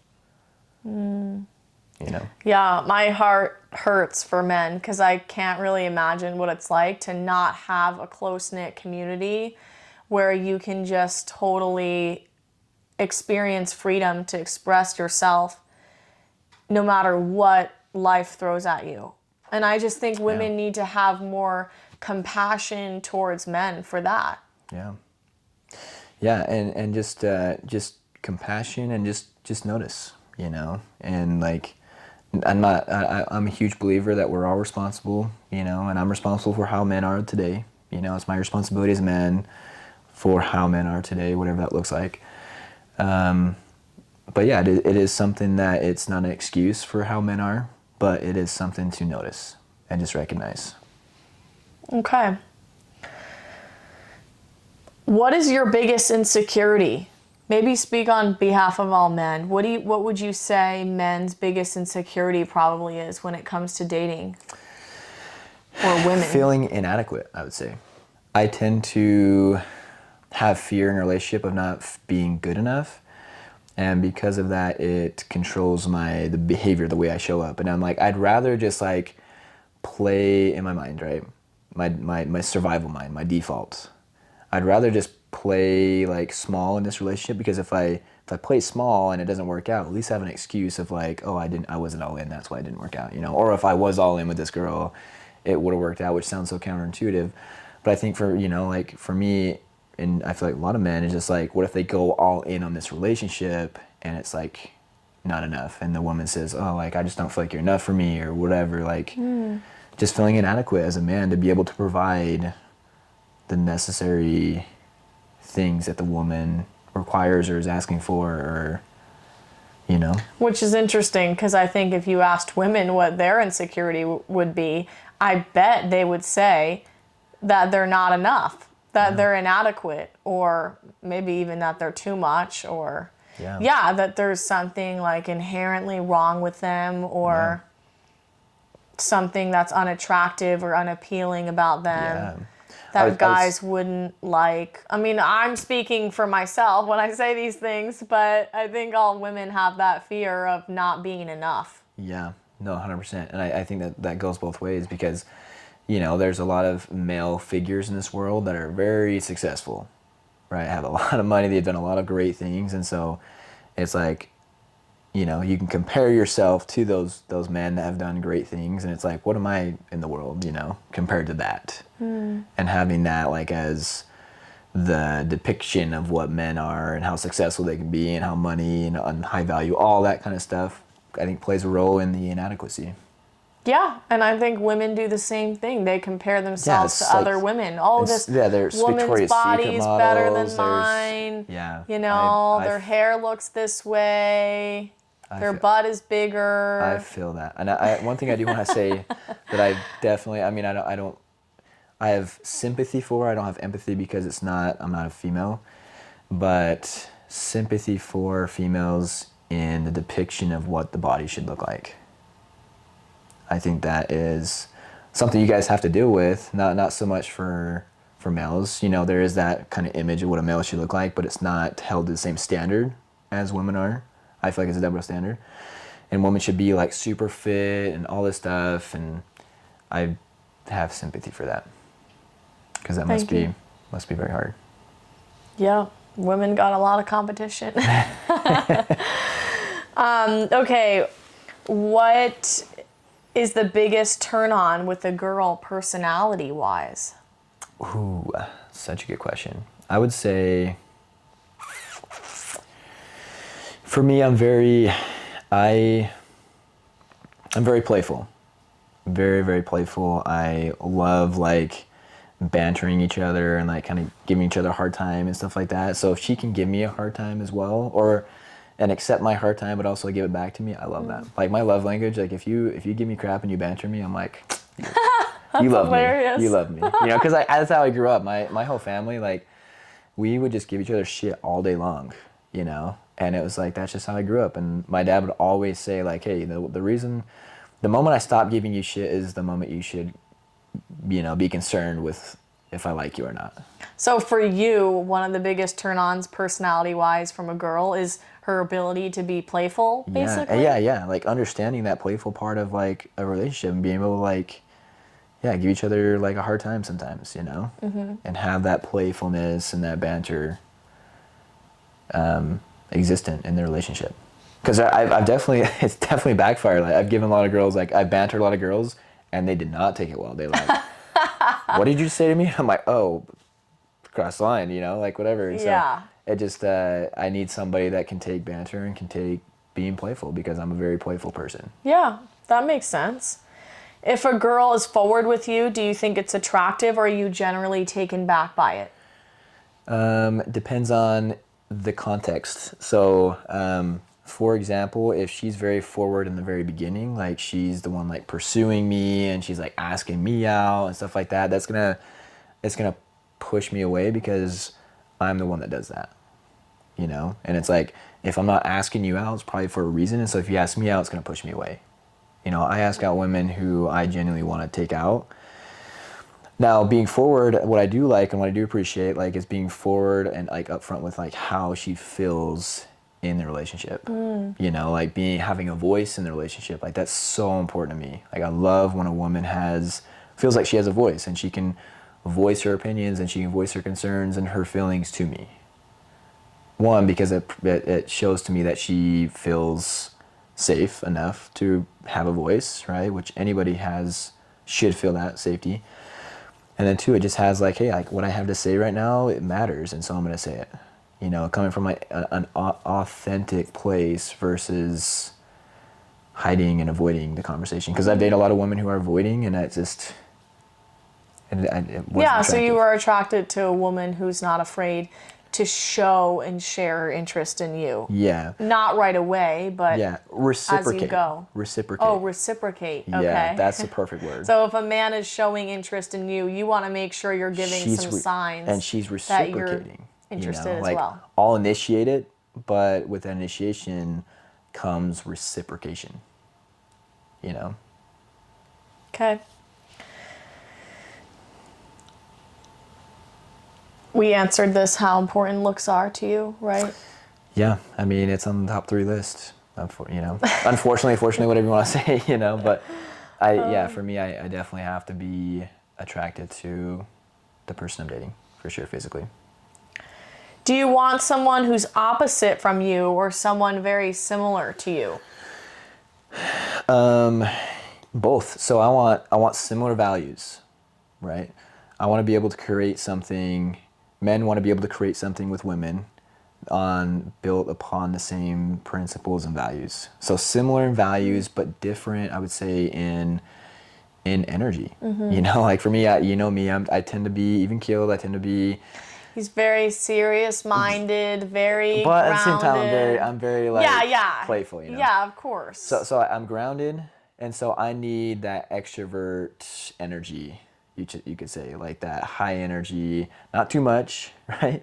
There's balance, but somebody that like that wears me out. Like I want to be worn out at the end of the day because I'm like keeping up with this woman. I just love it. Like it pushes me to keep up, you know. Okay. And then I'll be the, you know, the grounding energy when she's like going through her stuff, and I'll just ground her and be able to hold that grounding space for her so she can come to and get grounded, you know. And then I can go to her and get freaking hyped up and do whatever, you know. So that's a good point. You want somebody who shares similar values as you, but not necessarily somebody who has the same energetic aura as you. Yeah. Somebody who brings something totally different to the table. Yeah, like I'm a great listener. And so I've been on dates who with women who are also great listeners, which is fine. But I was the one doing all the talking, which is fine. I'll do it, but I'm a great listener. And so I want a woman, or, I'm attracted to women who tend to be more on the talkative side. So I can just listen to them and Okay. Yeah. What's an instant turn off when it comes to a girl? Okay. Instant turn off would be seeking validation, like a constant seeking validation from other people and from everybody, just basically everyone.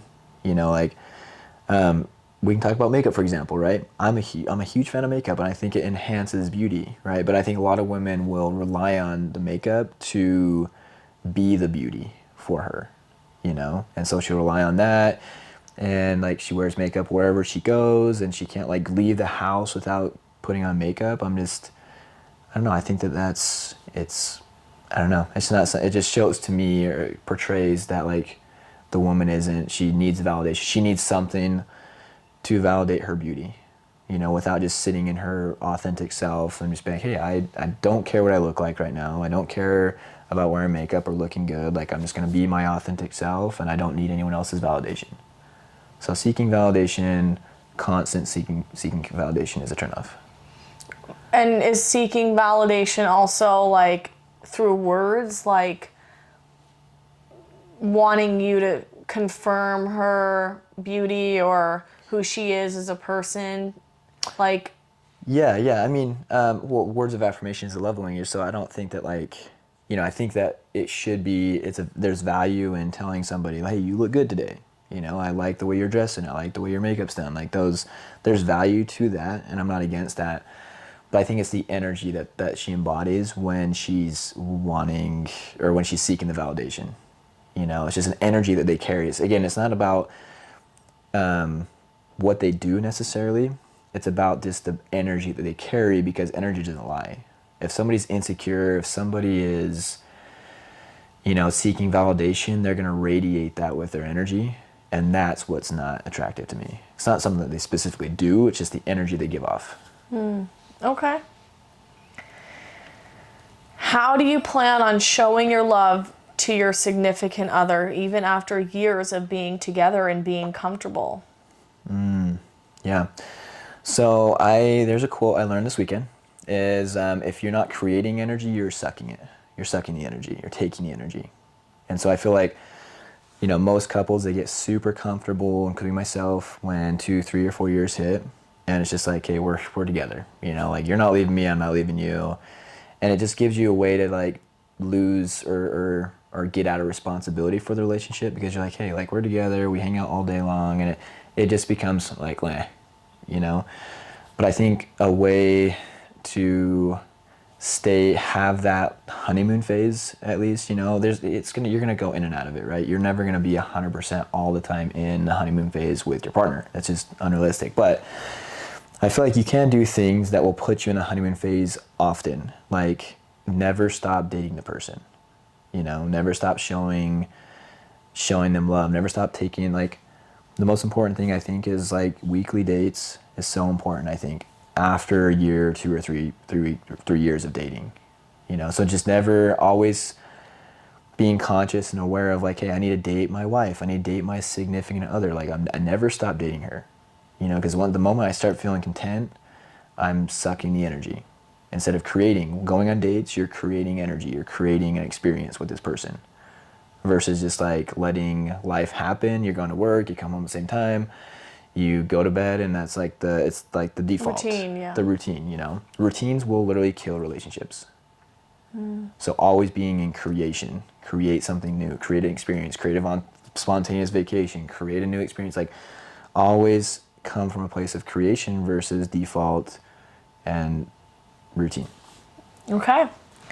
Last question before my final question. Oh gosh. What's the number one thing men look for?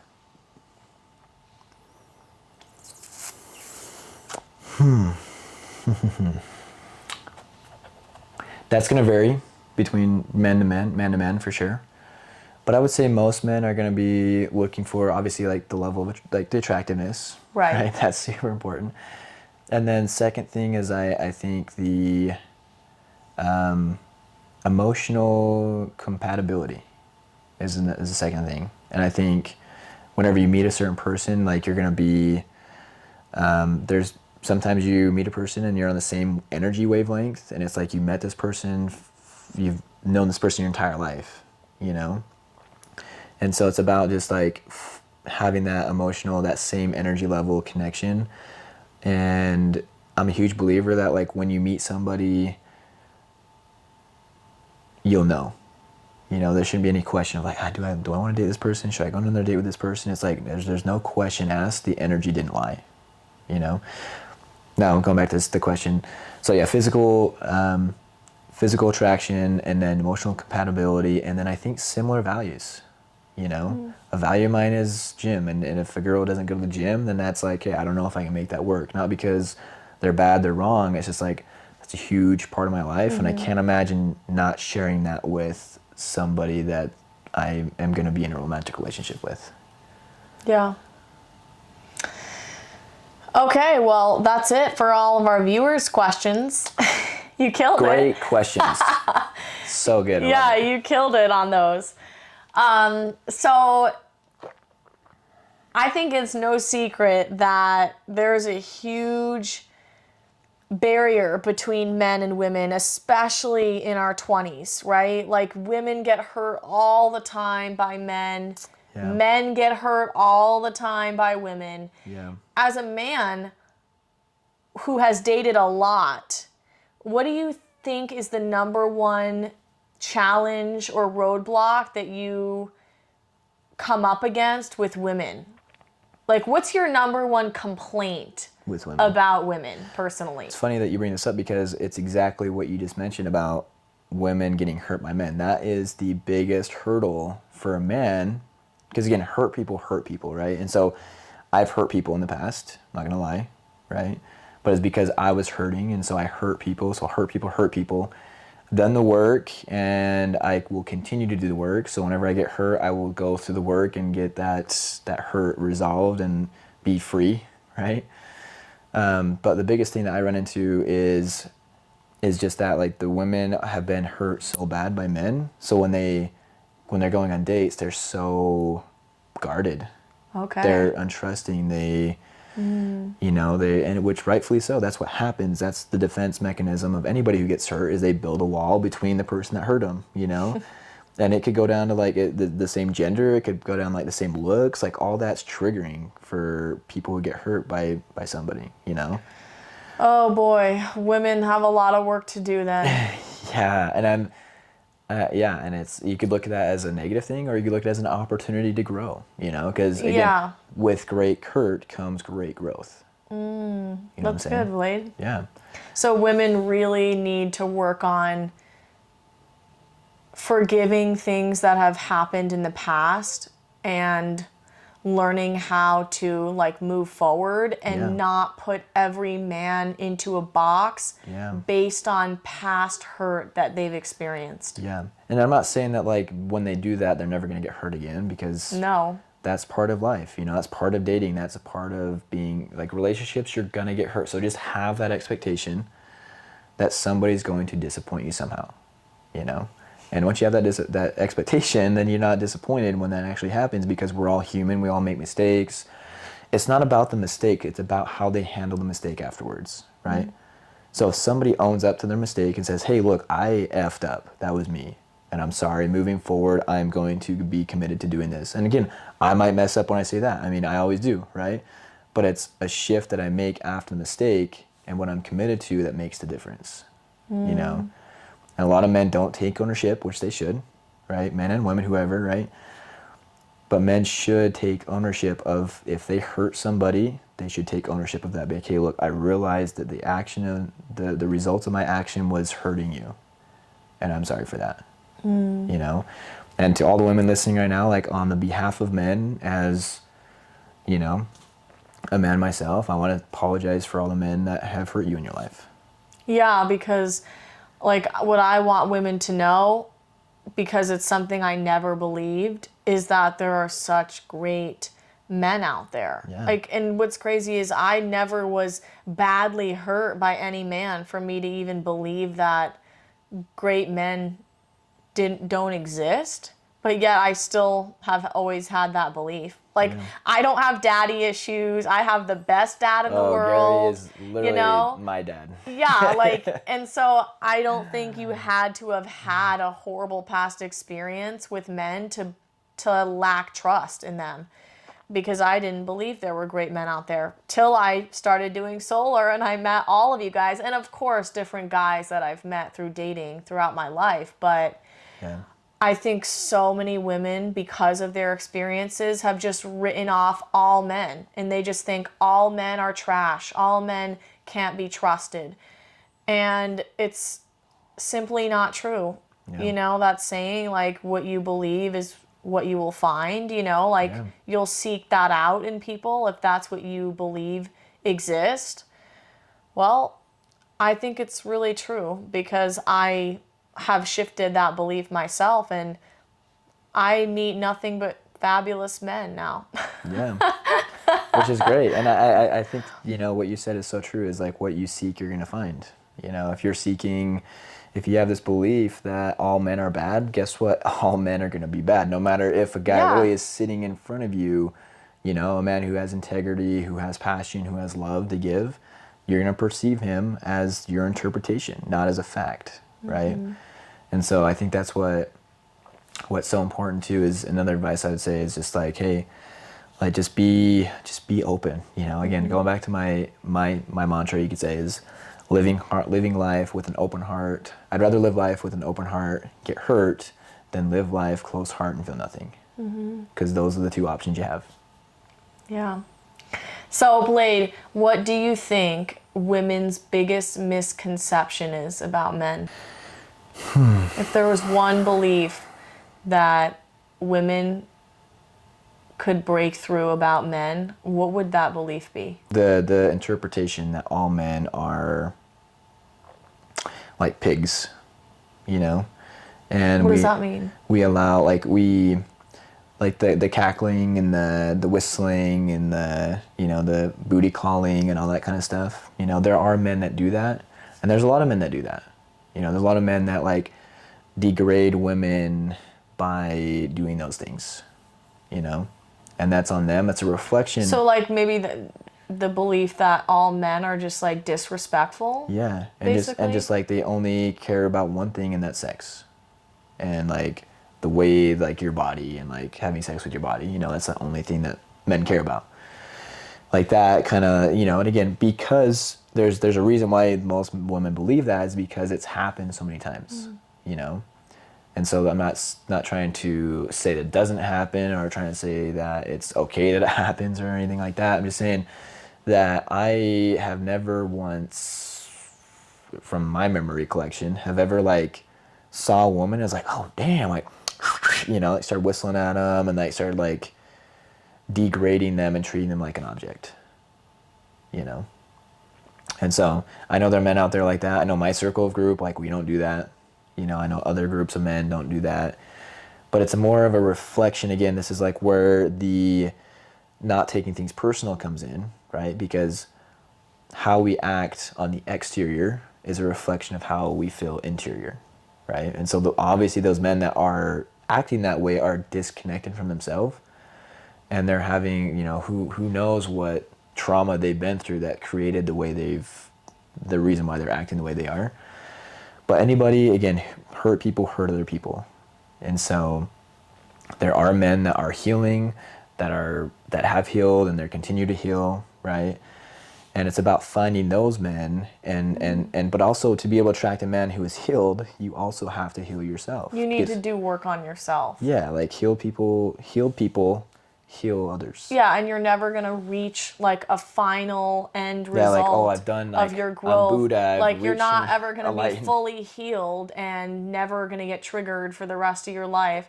You're always gonna be someone who's committed to being in a state of growth and transformation, and that's something that women should look for in men. And that's my number one priority, I can tell you that. Yeah. When I look at my parents' marriage my entire life, there's one thing they definitely share together, and it's their commitment to self-awareness and growth. Yeah. Without that, how can you ever progress as a couple and even individually as life throws its many twists and turns, you know? Yeah. So true. I think it's not super prioritized for people in their 20s to be focusing on their selves, their awareness of their beliefs, their past experiences that shape who they are today. And I think everybody needs to start doing that work, especially because it is going to impact their intimate relationships and all relationships big time. 100%. And not to mention, like, not only that, when you start healing yourself, you start, one, thriving within yourself, right? Like, healing is it's a powerful experience, you know? And it's truly like you become free from so much, and you become free, and that's a great feeling, you know, being free. And so not only do you thrive, but you also are able to give all the things that, for example, like one of the things that I want to give to the world is love. Like, I think men and women, right? But again, I'm a man, so I can only speak from my experience as a man. We can give, there's so much capacity. There's a never-ending capacity of how much love we can give to the world. And with the love from women, from the love of men, like, that collective energy of love is just going to make this world a much better place, you know? And so that's I can't give love, though, if I'm hurt and I have unresolved trauma. I'm not in a place, I'm pouring from an empty cup at that point.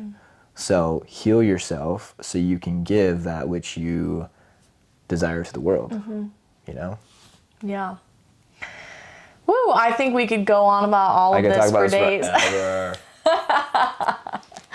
There's so much to cover when it comes to dating and the differences between men and women, and we'll probably have to do several episodes on this just to cover it all. Let's do it.